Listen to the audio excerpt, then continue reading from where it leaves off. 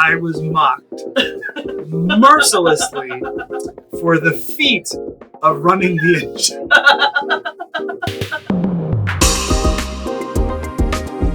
Well, a warm welcome to you all. This video is about when it's time for a carnivore crackdown.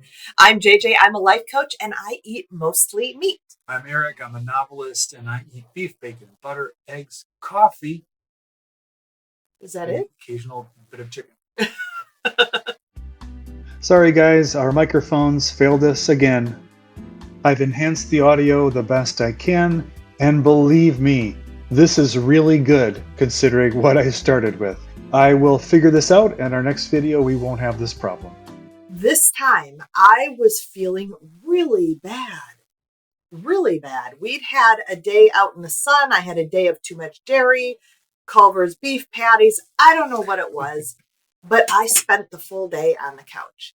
And really, for days after, I did not feel great.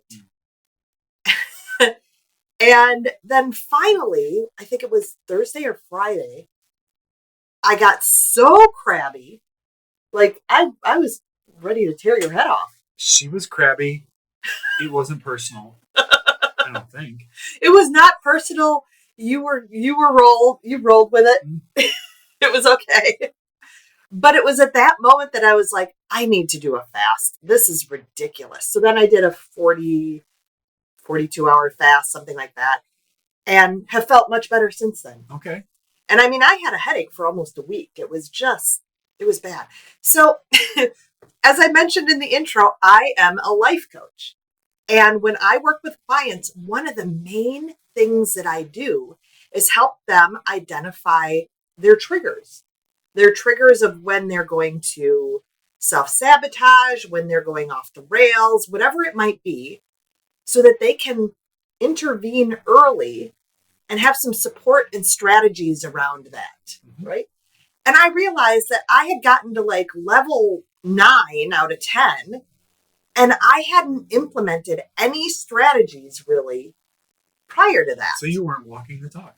Well, I haven't really done this for carnivore. Okay. For me. I mean, a little bit loosely, but not really.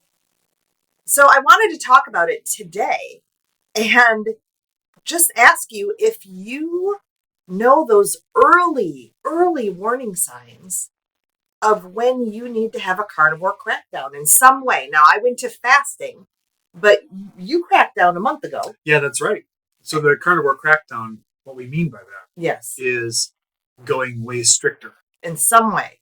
So if you're carnivore and you have a lot of dairy still in your diet, there may be times where you need to maybe drop that. Or if you don't do any fasting, maybe you need to skip a meal or do a full day.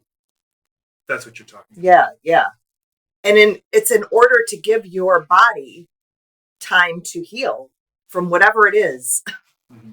Yeah. And this is one of the skill ideas that we have around carnivore as a skill, is that once you know this and then suddenly you're feeling off, you can use this as a tool to get back on track.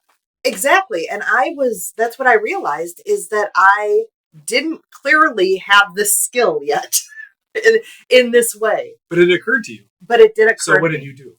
Well, I fasted. But I, again, had gotten to level 9. So looking back on it, yeah, now I want to sort of go back in time and deconstruct, not to beat myself up. But what were the warning signs? But what were those earlier warning signs? And what were they? I think a huge one for me. Now, the tiredness, who knows, right? So I'm probably not going to catch this on day 1. I'm going to go, oh, this is a fluke day. But the headache that persisted 2-3 days, showing maybe some inflammation in my body, maybe on day 2, if I've still got a headache, it's time to crack down in some way. Now, I did eat beef. Like I talked in one of the previous videos about how I felt like my ribeye steak was my medicine. So I was trying to nourish myself, but it wasn't stopping the issues. I was still, and then, like I said, mood just went crazy,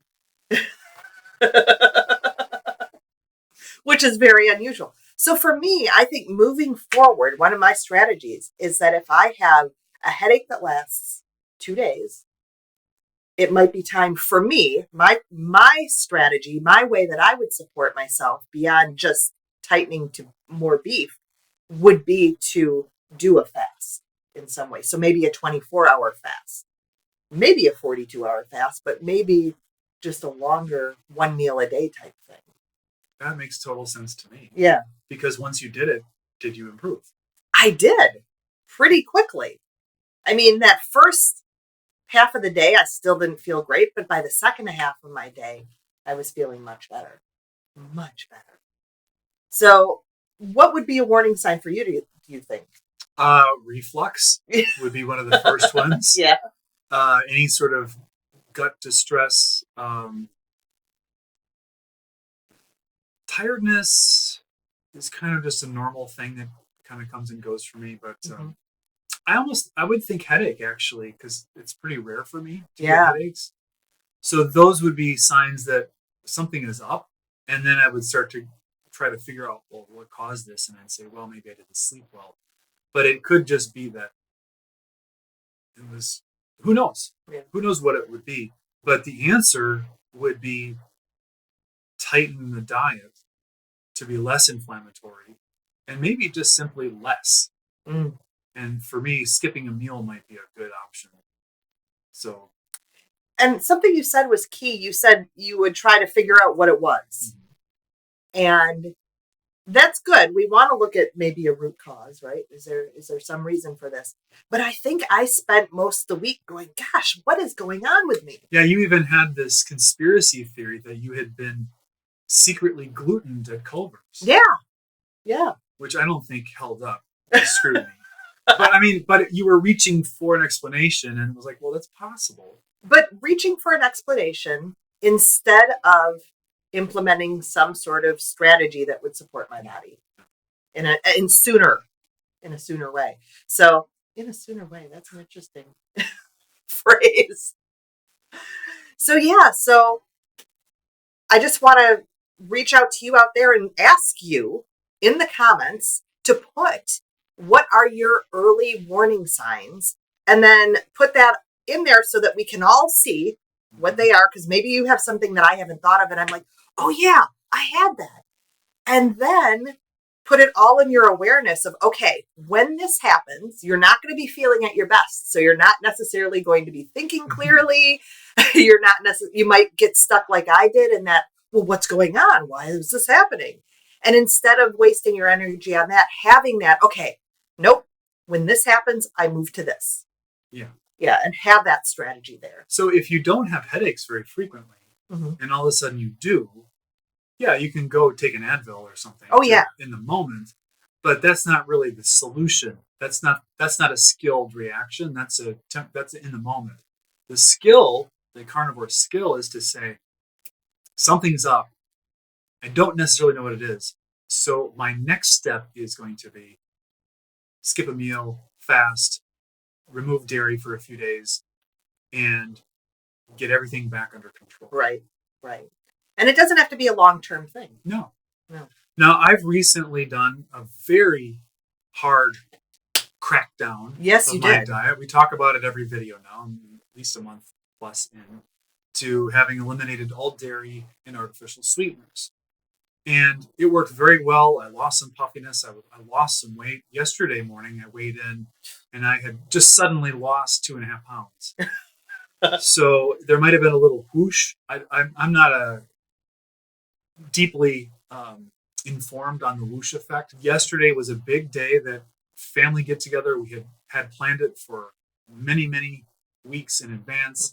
And I knew that yesterday was going to be an off-plan eating day, but not an insane off-plan eating day. Can you give us a picture of an insane one from the past? Because I really want to contrast this. An insane off-plan eating day would have been get a bag of chocolate-covered pretzels, eat pizzas and breadsticks and some burritos. Oh yeah, we would have definitely gone to the Mexican joint. Some ice cream. Yep. and who knows what other sort of sweet dessert type things I would have had. And it would have been not only totally not carnivore, but it would have been in extraordinary excess. Mm-hmm. I don't like to think of it in terms of cheat. No, I don't either. I have a certain thing that I eat, and then there's things that are off plan. So that included dairy yesterday. Mm-hmm. So I made my carnivore flatbread, which is cottage cheese and egg. Mm-hmm. And we had sandwiches. Yes, we had sandwiches. On which I put a couple little pieces of lettuce, You did. much to the consternation of Alan, who will tell me that I made a huge error. But it was off plan. And we had also planned in advance, knowing this, that yesterday evening we would be having some carnivore ice cream, which is based on nearly carnivore, yeah. Dr. Kiltz's recipe plus Maria Emmerich's. It's sort of a mashup. So it's got allulose in it Mm-hmm. and chocolate, Yes. cocoa, and a bunch of eggs and cream. Eggs, cream, allulose, cocoa, and some vanilla. So she made that. We used the Ninja Creamy. I supervised from a different room. And gelatin. I kept the sofa warm. Which we did have a discussion. Many years ago, when our daughter was an infant, we took a vacation to U.S. Virgin Islands. I know this now. In St. Croix. Yes. She was in a stroller. She was like 6 months old. We had been in the little town of Christiansted, St. Croix, and going around the shops. It was a warm day because we were there in the summer, off season. Mm-hmm. All of a sudden, she goes, our daughter, not her, goes full exorcist puking. Yeah. More milk than she had consumed in her lifetime to that day came out of her in just... Filled the stroller. Like, it was like one of those horrible Monty Python or skits where they puke. So we hustled back to the rental van. For all the baby gear. Yeah, and the idea was we need to get her cleaned up and cooled down. It was hot because the van had been in the sun. So at the time, I was doing a travel journal. Every day I would write what we did. And in my travel journal, I said we went back to the van and I ran the engine. And I read this aloud to her and I was mocked mercilessly for the feat of running the engine. Yep. It is family lore now. Yeah. I was cleaning up the child and dealing with all that. I was and the stroller. I was in the driver's seat. I had to make sure that the engine was running and the AC was going. And I did it perfect. You did very well at running the engine. Anyway, while she was running the creamy, I was manning the remote control for the television, making sure that pause button on Naked Afraid was firmly depressed. And it was very creamy, very delicious. The genius of the creamy is the texture. Yeah. The texture is amazing. We bought it just a few months ago based on all the people in the keto world who recommend it, and it was good. Don't the crazy ketos use keto chow as the flavoring? Yeah, they often use keto chow base. We didn't like that as well. No. So I made up that recipe, and it's delicious. And I actually put our old ice cream maker with the big frozen bowl in donations. Oh, good. Yeah, it's gone. So yeah, I had sandwiches, lots of lunch meat, with all the seed oil mayonnaise. Yes. And some mustard, and it was very good. I will say, during the family get together, they had brought some Doritos, and I had probably 7 or 8 of those. Mm-hmm. And while I enjoyed eating them, it was real because it'd been so long since I had anything like that. Yeah. The flavor intensity of a Dorito is insane. Like if you're just used to eating them all the time, it's like, oh, it's a Dorito. But if you have coming totally blank taste buds to that experience, it's like, wow, there is a lot of sparklers in that. And I will say that it did not provoke the I must eat more response. It was really, that is a lot. And I didn't really want much of it. The other thing that I did enjoy was a artificially sweetened Starry, which used to be called Sierra Mist. Yeah. And which you were drinking daily. Yeah, I was having those daily before the Crackdown. And I will say that it was hyper sweet, but not in a good way. So I had lost the diet soda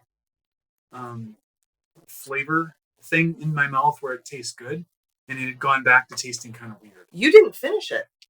No. Yeah. It didn't provoke the drink this all the time. So anyway, it was not hard while I was having my off-plan meals to contemplate the next day, which is today, not eating those things. So we still have some of the lunch meat and fixings in the house, but I'm not going to eat them today. I was thinking maybe I'd fast this morning, but I was hungry, so I ate my breakfast, and I will have some burger patties for lunch and get back on the normal thing. But the good news is, while I did end up having to take a Tums in the middle of the night because I was having a little reflux, that was it. This morning, I didn't feel gross. I didn't feel super bloated. I didn't feel puffy. I didn't feel really anything. So your body buffered it, is what we think. My body was able to buffer it. Except the reflux. And I think the reflux was just because we ate the ice cream at 7. We did eat late. We go to bed at like 9:30. And it was a lot. It was a big serving, which is what I wanted. I wanted to indulge. Yeah, we split a creamy container. Yeah. So it was a lot of it. And I think it was just the volume of it. But yeah, I'm not feeling bad about it. I don't feel guilty about it because I went into it with it planned ahead and a plan today. I'm right back on my normal eating pattern. Yeah, excellent. And kind of feel like I satisfied that sort of sense of deprivation that I was starting to develop. I was like, because, there was like a day or so ago, I'm like, I can't eat another burger patty right now. Yeah. I've got to skip that. So I had just kind of hit a limit. So that was good. Yeah, very good. So maybe that's the cadence for me is, 4 weeks and then an off-plan day and then 4 weeks. We'll see. I'm not committing to that. No. But are you still keeping it as tight now, moving forward at this moment? Yeah. No plans to change. No plans to change. All right. Good to know. Why would I? Now this brings me to another topic. Now we can't mention names, but it was a family get together, and we went for a nice long walk, and we had this amazing conversation with one of our family members about the carnivore diet. Yes. And I think one of the things that prompted it was they got to see JJ, and they hadn't seen JJ for so long. Yeah, I guess that you just look totally different. And so the questions were excellent questions. Very good. And they were all the ones that you would think of. Yeah. And one of them was, what about fiber? What about fiber? Yeah. It was like just immediate. What about fiber? Yeah. And I said, you don't actually need fiber. But yeah, how can you believe that until you've experienced it? It doesn't make sense. No. If you've been indoctrinated into the idea that fiber is good for the gut and necessary for digestion. My immediate response was, everything's better without fiber.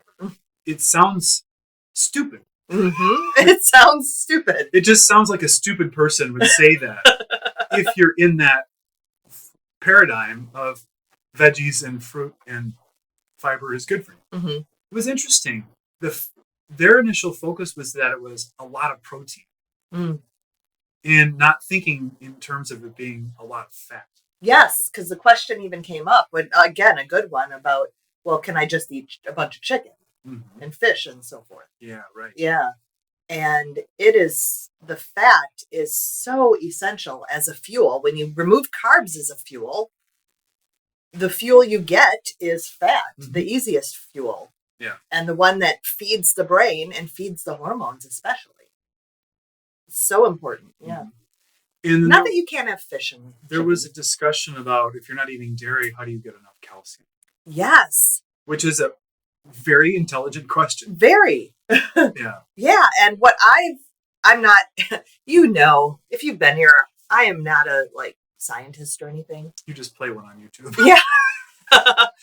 But my understanding is what I've heard people who are professionals in the carnivore field, they've said that calcium is sort of overrated, that it's the amino acids that we eat that really are the builders of the bones. Mhm. And it's not that we don't get calcium or you ignore it completely, but that we don't need what we think we need. It's not the foundation. I'm not an expert. I said I'm a novelist. I write fantasy novels, so I just make stuff up totally. But my memory of things I've heard.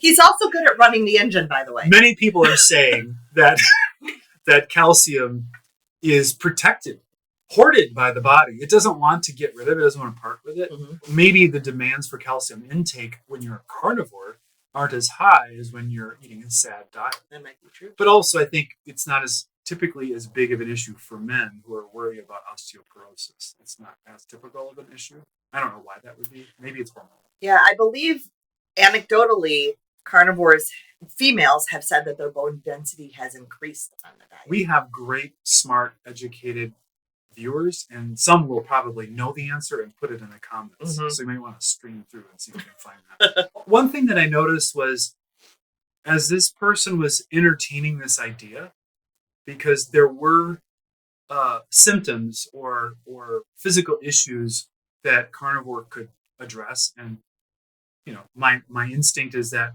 very quickly would, but dealing with that idea, can I live without these things that are so much a part of their day, and obviously delicious, and on the surface they aren't the most unhealthy things. No, it wasn't like, can I live without my Snickers bar, my daily pint of ice cream? Right.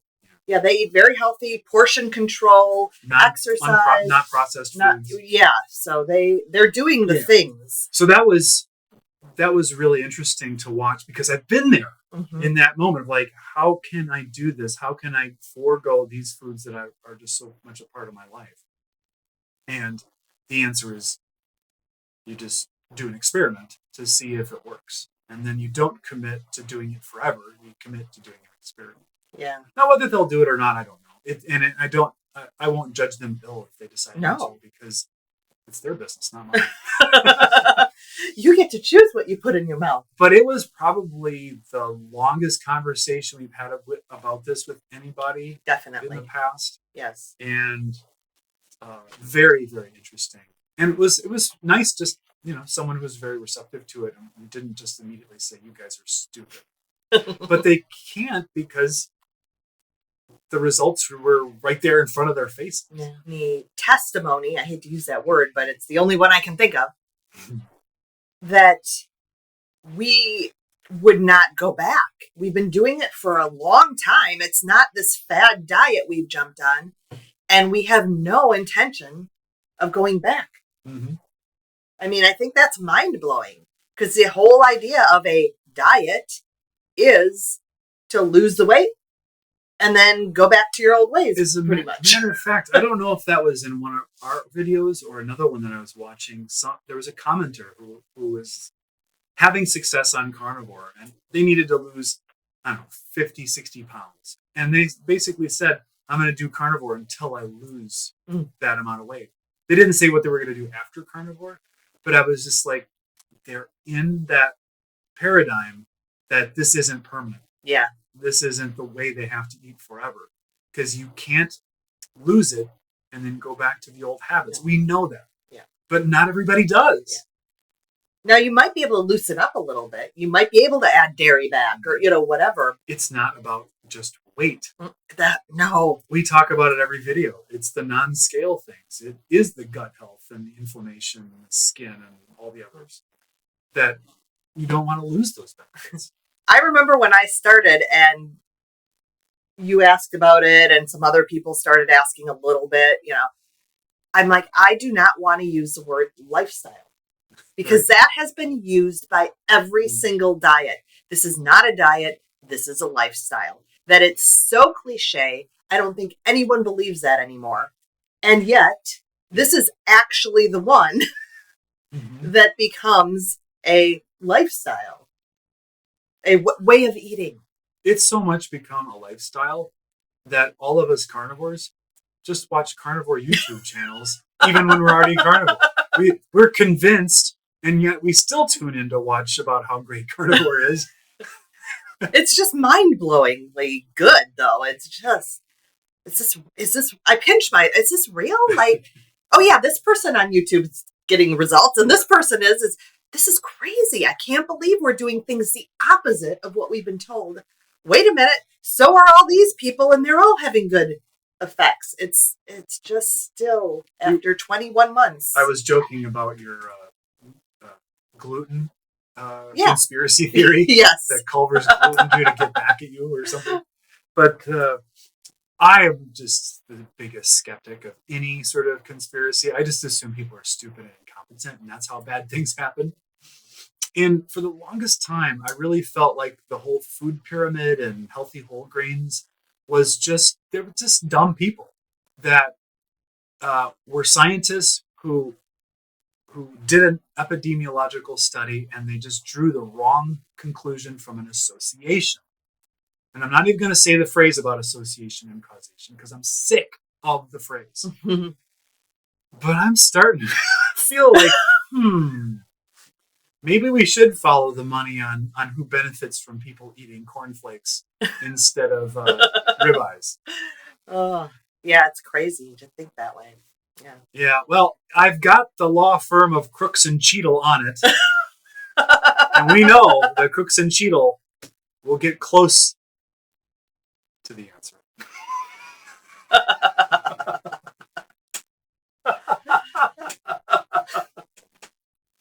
I should edit that out.